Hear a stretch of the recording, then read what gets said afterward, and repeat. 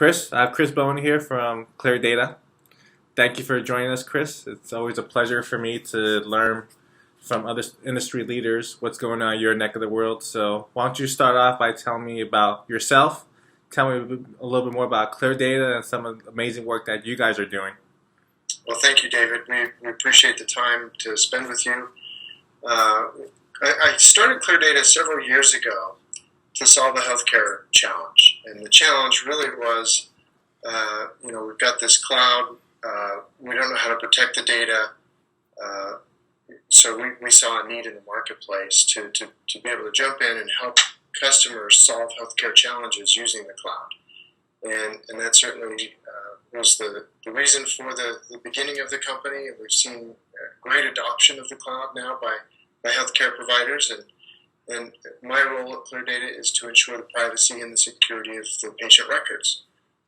Every time I hear about a patient PHI data breach, protected health information, I just cringe because I know that this is just the beginning for the victims, the true victims of a breach. And so if we can help healthcare move to the cloud, secure the data, keep it protected, that allows healthcare and the economy around healthcare to innovate and solve really, really serious healthcare challenges. So we're excited to be doing what we're doing. Clear Data is all about moving data to the cloud and helping manage it securely. And I think we do that very well, and it's a daily effort. So That's great to hear, especially for someone like myself. That's my goal, to move away from managing data centers as much as I can. Obviously, not going to happen anytime soon, but the more I can move, leverage the cloud technology, the better off I will be in terms of managing my operation and not worry about keeping the lights on, things of that nature. So that's something that's great to hear. So if I were to put you on the spot, as far as we hear about the cloud all the time. People are trying to move the cloud to either talking about reduction in cost. My main initiative moving cloud is to be more agile, but at the same time, shift a lot of the security responsibilities to the vendor, which is probably a myth based on what I'm hearing, because you wouldn't be in business if that was the case, right? Well, we certainly can understand the need for agility and speed and being able to test things and move things around as quickly as possible. I think you're right in terms of offloading or sharing that journey of compliance and security. It's those who will just say, here you go, cloud vendor, this is now up to you, and then they may realize that something's not working the way they thought it was working. And so it certainly is a shared journey, and having transparency into what the cloud is offering you is, I think, a burden that needs to be placed on the cloud provider, but also you need to be able to see that and be able to measure that with your own kinds of assessments and things like that. Great.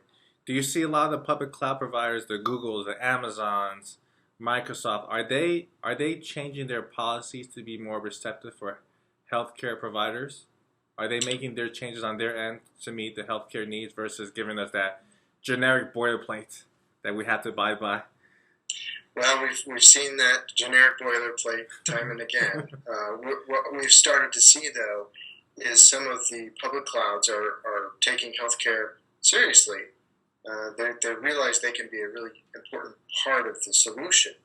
And so they're starting to trust partners like a Clear Data, for example, to come in and take a lot of the burden off of them in terms of managing a workload or managing or securing the data.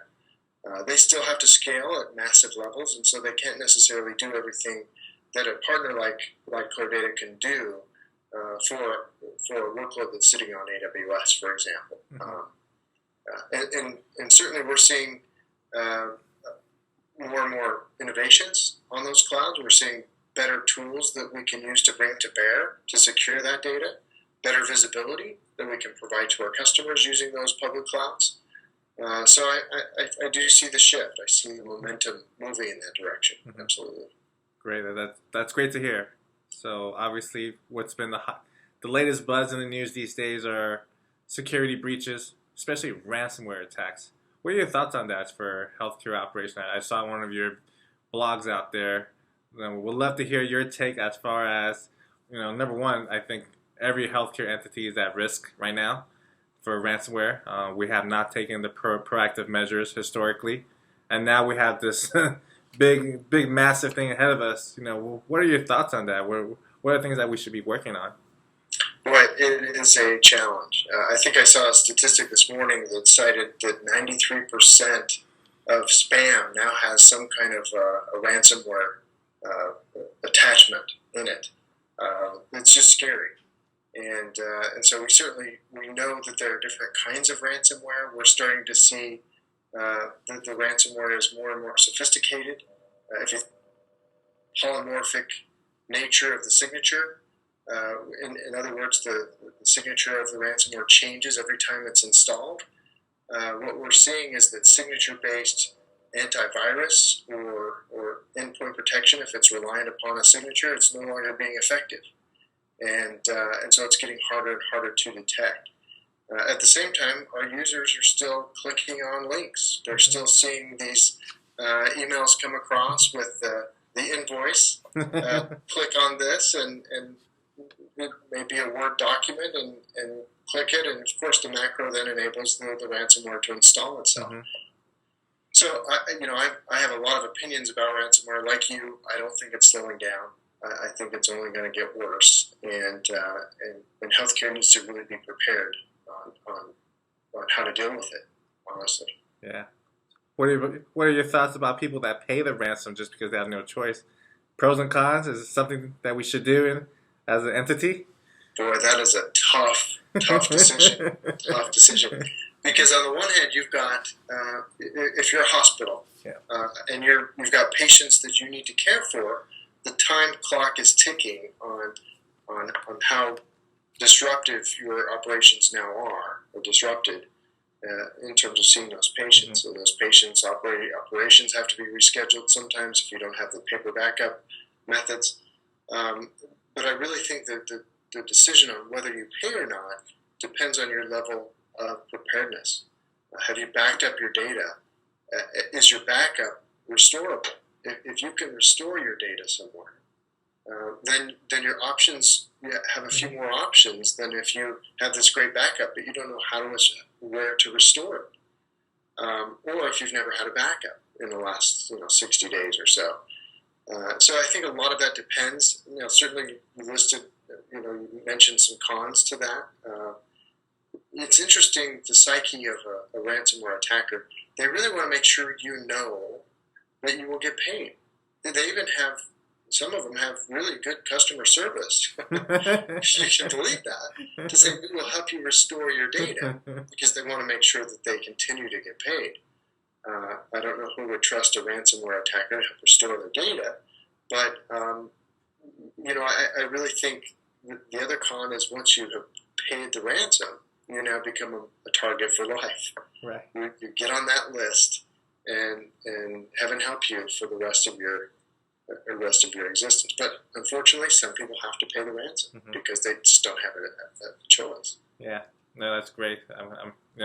For me personally, right now, this is a great time to have this discussion, especially after I just got this huge audit assessment from my organization. So all this stuff is just resonating with me tremendously. Yes. At this junction in time, at this hour right now. So that's good. That's good. And we go through our own audits as well, and also support audits for our customers. And it's got to resonate. It needs to resonate every single day. Absolutely. Yeah. So if I were to ask you, some best recommendation that you provide for other healthcare CIOs, other CISOs, what would that be? What should they do to keep their organization secure? That's different than what they could read about. Something out of the ordinary. Well, the funny thing is, out of the ordinary doesn't really exist in the blocking and tackling of IT security. A lot of this can be prevented by just defensive measures in depth, and that includes making sure your users know what not to click on, and making sure you're filtering the data the emails that come through your firewalls, making sure that you know where your data's at and how it's flowing in and out of your network is very, very important. There's just Clear Data. We approach defense in depth with really 5 layers. We've got the multi-level security, which is your user, your process, and perhaps your device. We also have network. We really focus on the network. Mm-hmm. What can we just keep out? How is the network flowing inside of our network? How's the data flowing within the network itself? And what kind of visibility do we have there? Certainly there's defense in breadth as well, which is to reduce your attack surfaces. User training is part of that, mm-hmm. making sure that the users understand their responsibilities and their roles as well. But I think also, if you talk about the CISO, it's really to make sure that the CIO and the CISO have a good partnership, and they keep each other informed of what's going on. They simulate these kinds of attacks, okay. so that they can practice the response. It's amazing how many times somebody can be attacked and they've never had a simulation on how to practice the response. Yeah, that's a real good point. Most people do not practice the simulation, and I will raise my hand as well, just because that has not been an exercise that you typically go through, but a definitely valuable one. Yeah, I mean, that's the only way to really, if you think about the military, and you think about how they accomplish some of the amazing things they do, so Team 6, for example, they practice and practice and practice until it's second nature when they're in the heat of battle. Mm-hmm. And if you liken that to IT security, we're in the heat of battle. And the problem is we're not practicing the response to that, yep. or the prevention of that. Yeah, no, that's very insightful right there. So where should the CISO report to then? Should they report to the CIO? Should they be at the board level that you read about all the time now? Should they be in compliance? What is your take on that? Well, I report to the CEO at ClearData. I think there's the adage of fox guarding henhouse to some degree. Those who control the budget for the controls, and those who can call out the non-compliance with those controls, I think they need to have some separation. Mm-hmm. So my philosophy is that the CISO should report to the CEO, mm-hmm. And both of them should be equal in the organization. But that doesn't always happen, and that's okay. Right. Each organization is slightly different, but that's my philosophy. Perfect. So one last question: your number one security tip for all hospital executive CIOs, director level, what would that be? Block and tackle. Don't think that any one thing is a magic bullet. Everything has to be done. Once you ignore something, that's where your attack will happen. I'd say, if you're thinking about cloud, make sure that you're partnered with a healthcare cloud vendor who understands the value of PHI mm-hmm. and helps you understand your journey along the way as well. Yep, I agree. I mean, that's one of the things that's been lacking, just because healthcare has been a little bit behind in terms of cloud adoption versus other industries. Now we're playing catch up, and now we're trying to figure things out through this fast track meet right now. So, very insightful discussion, Chris. Thank you so much for your time. I want to reach out to you at a later time to discuss maybe how you could help my organization out as well. Love to, David. Thanks again for your time, and we appreciate you bringing awareness to the healthcare industry. Thanks. Have a good one.